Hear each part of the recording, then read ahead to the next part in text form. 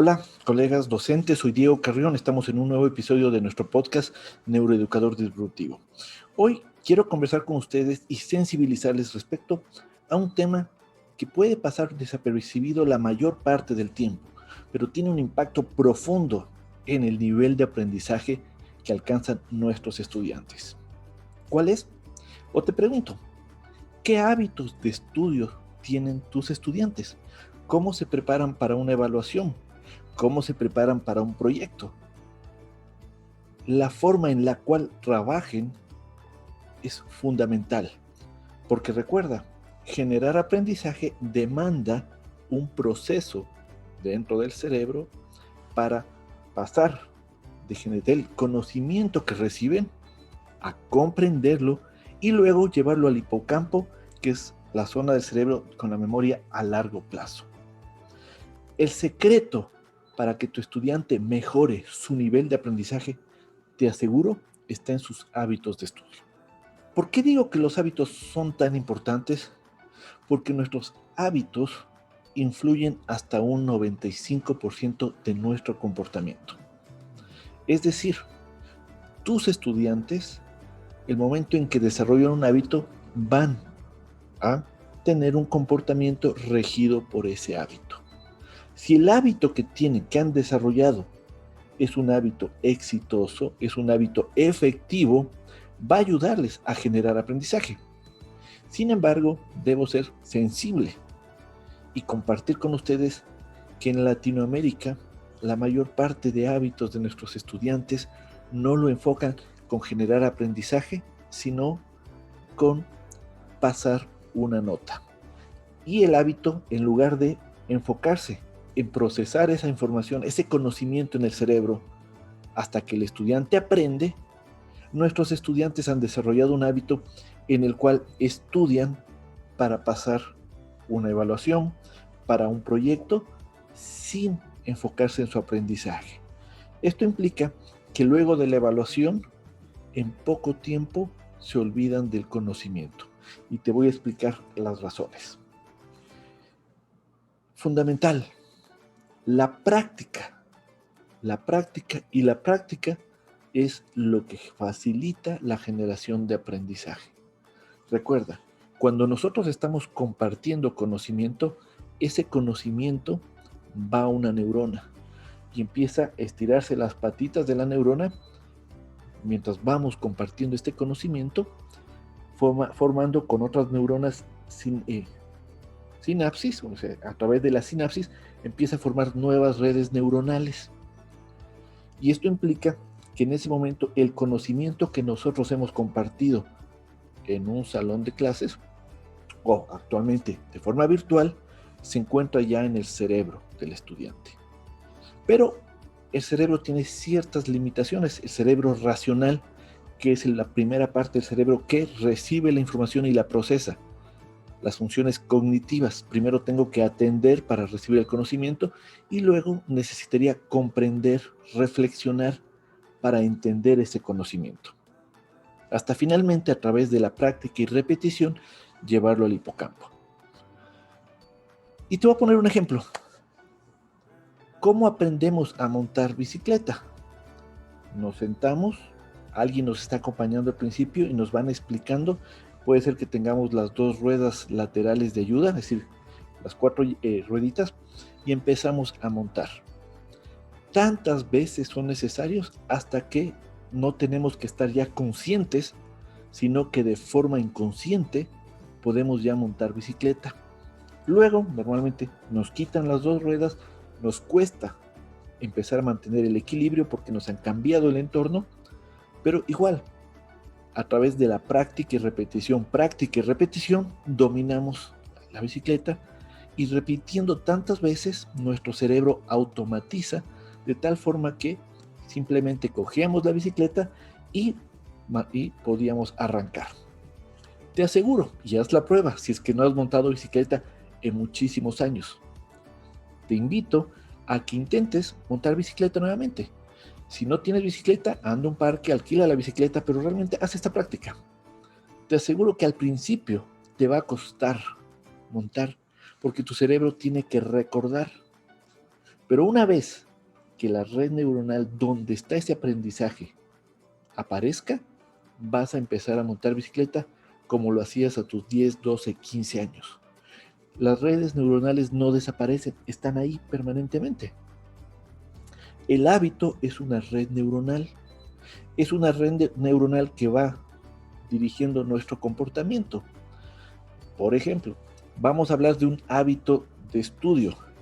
Yo tengo que realizar una tarea y mi hábito me lleva a, mientras estoy realizando mi tarea, tengo mi celular, estoy viendo televisión, estoy escuchando música y hago que mi cerebro empiece a estar enfocado en varias cosas. Ten la seguridad que esa práctica afecta la capacidad de aprender de tu estudiante.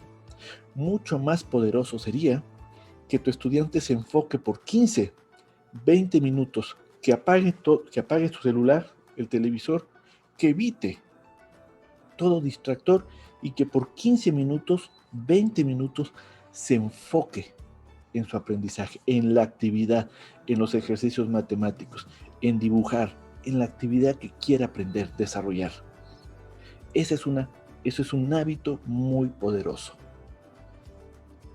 Atender y estar enfocado es importante para generar aprendizaje.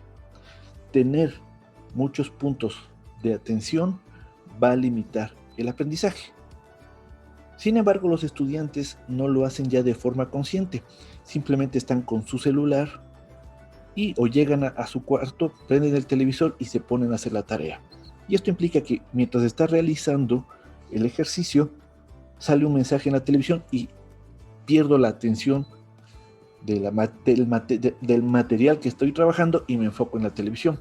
O escuchamos el tic-tic del teléfono, un mensaje, un WhatsApp. Inmediatamente, es casi que adictivo, vamos a revisar el mensaje. Existe una práctica muy poderosa, que es la conocida técnica Pomodoro, que yo te motivo que enseñes a tus estudiantes. Y esto implica que antes de iniciar el estudio, pongan una alarma por 15, 20 minutos.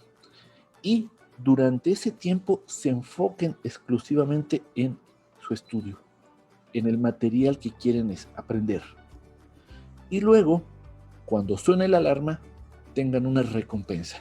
Una recompensa que puede ser, por ejemplo, revisar el Facebook, revisar WhatsApp, ir a tomar un helado, tomarse un café, una Coca-Cola, salir a caminar unos minutos. Esta es una práctica muy poderosa. ¿Por qué? Porque posibilita que tu estudiante se concentre en atender y en revisar el material que está estudiando. Una vez que se concentra y empieza a reflexionar, empieza a fortalecer las redes neuronales. Si está atendiendo distintas cosas, esa red neuronal muy difícil se va a fortalecer.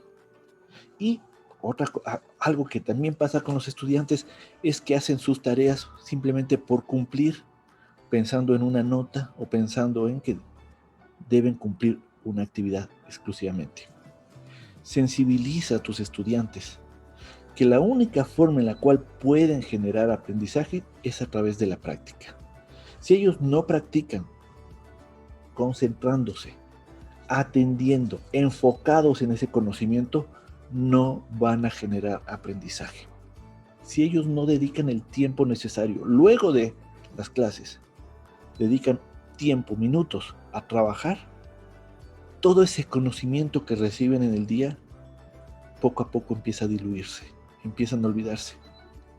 Y cuando pasen 5, 6 meses, muy poco de lo que vieron en el año escolar lo recuerdan. De tal forma que para el examen final empiezan a revisar nuevamente todo el material, pero nuevamente con un mal hábito, estudiar o dejar todo antes del examen. Estos comportamientos ya son realizados de forma inconsciente. Si nosotros, y aquí voy un mensaje para las parvularias y para los profesores docentes de niños, niñas de los primeros años. Si nosotros nos enfocamos en desarrollar hábitos con buenas prácticas de estudio, estos niños van a aprender este hábito, a desarrollar este hábito, y a lo largo de su carrera académica van a, de forma inconsciente, ejecutar sus actividades con estas buenas prácticas, asegurando una mejora significativa en su desempeño académico a lo largo del año. Y reitero, cuando digo desempeño académico no me enfoco en la nota, porque la nota no demuestra aprendizaje. Me enfoco en que realmente aprenda, entienda, comprenda y pueda, con el tiempo, recordar el material que revisó en un momento determinado que lo vaya a necesitar. Estas prácticas son muy poderosas. Entonces, concluyendo este podcast, 2 temas.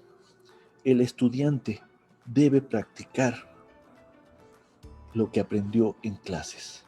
Debe practicar en la tarde, y las neurociencias han demostrado que la repetición espaciada es mucho más poderoso que estudiar muchas horas en un día.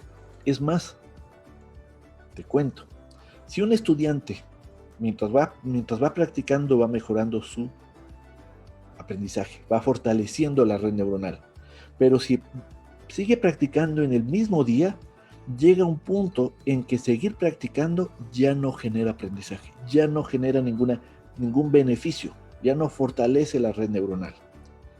Lo correcto es repetición espaciada, es decir, 15 minutos en 3-4 días es mucho más poderoso que 4 horas en un solo día. ¿Qué implica esto? Mi recomendación es: envía actividades, tareas para la casa, pero asegúrate que practiquen una cierta cantidad de tiempo, varios días, en lugar de que lo que pasa, y aquí en Ecuador es conocido como el síndrome del estudiante, procrastinen y dejen todo para el último día. Si dejan todo para el último día, esa actividad deja de fortalecer las redes neuronales. Sí, genera un pequeño valor, sí, pero no va a ayudar a que ese conocimiento vaya al hipocampo. Es decir, en poco tiempo pueden olvidarse. Si empiezan a practicar varias veces, varios días, su memoria, su comprensión va a incrementarse. Entonces te invito a que busques alternativas para asegurarte que tus estudiantes estudien, practiquen 15-20 minutos en sus tardes. ¿Cómo puedes hacer esto? Puedes mandar una tarea y pedirles, ahora que estamos en un entorno virtual, que te manden una pequeña avance cada día. Pocos ejercicios, depende de la materia, pero te vayan avances cada día. Eso te va asegurando que van estudiando. Si el estudiante empieza a trabajar de esta forma, por ejemplo, si logramos hacer el hábito de esta técnica Pomodoro, esta técnica y este hábito lo va a acompañar y va a ser mucho más efectivo. Mira, estamos hablando de 15-20 minutos.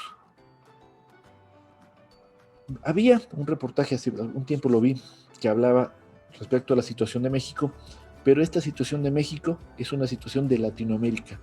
Nuestros estudiantes latinoamericanos estudian mucho y aprenden poco. Si empezamos a cambiar y a desarrollar buenos hábitos basados en buenas prácticas de aprendizaje, van a estudiar lo necesario y van a generar mucho aprendizaje. Entonces, sensibiliza a tus estudiantes. 15-20 minutos concentrados trabajando es mucho más poderoso que 2 horas con muchas tareas, con el teléfono, con el televisor y pensando en otras cosas. Algo importante, enséñale a mantener la atención, es decir, nuestro cerebro necesariamente va a perder la atención en determinados momentos. Y lo que el estudiante necesita ese momento es poco a poco regresar. Ok, ya me perdí, ok, nuevamente, ¿qué es lo que estoy revisando? No es necesario, o lo que se conoce, llamar la atención cuando está en clase y no estés atendiendo, porque eso genera mayor estrés. y ese estrés va a limitar las funciones cognitivas. Por el contrario, enséñale a que cuando pierda la atención trate de ser consciente y vuelva a enfocarse en este momento en su aprendizaje. Estas pequeñas prácticas, si logramos, te reitero, si logramos hacerlos hábitos, tus estudiantes te lo van a agradecer toda su vida. Atención mientras realiza la tarea, tienen la técnica Pomodoro y repetición espaciada. Tú asegúrate de mandar tareas que puedas monitorear permanentemente, si es posible todos los días su avance. Y también una última recomendación: manda tareas que sean significativas para ellos. Explícales por qué es importante que hagan su tarea. Conoce sus motivadores intrínsecos y sus intereses y alinea las tareas que envíes a esos motivadores y a esos intereses de tus estudiantes, de tal forma que inconscientemente tengan un mayor deseo de trabajar. Si tú mandas tareas que no le generen interés, tareas que para ellos sean muy abstractas y no entiendan cómo lo pueden aplicar, no entiendan cuál es el beneficio que van a tener, hay una gran probabilidad que se dediquen a hacer esa tarea por cumplir. Y si hacen una tarea por cumplir, es casi como, para el cerebro, es casi como que no la hace, porque no se fortalece, no existe la emoción de interés, de curiosidad, que es fundamental para que ese conocimiento vaya al hipocampo. En los próximos podcasts vamos a seguir hablando de nuevas prácticas igual poderosas para desarrollar hábitos de aprendizaje correctos, buenas prácticas de estudio para guiar a nuestros estudiantes a aprovechar su tiempo, a ser más efectivos, es decir, conseguir mejores resultados siendo más eficientes. Te agradezco y nos vemos en el próximo podcast.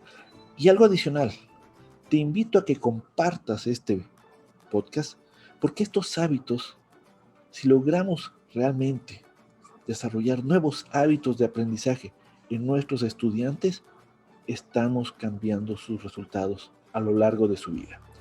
Por eso te invito a que compartas este podcast y ahora sí, nos vemos en el siguiente. Un gusto.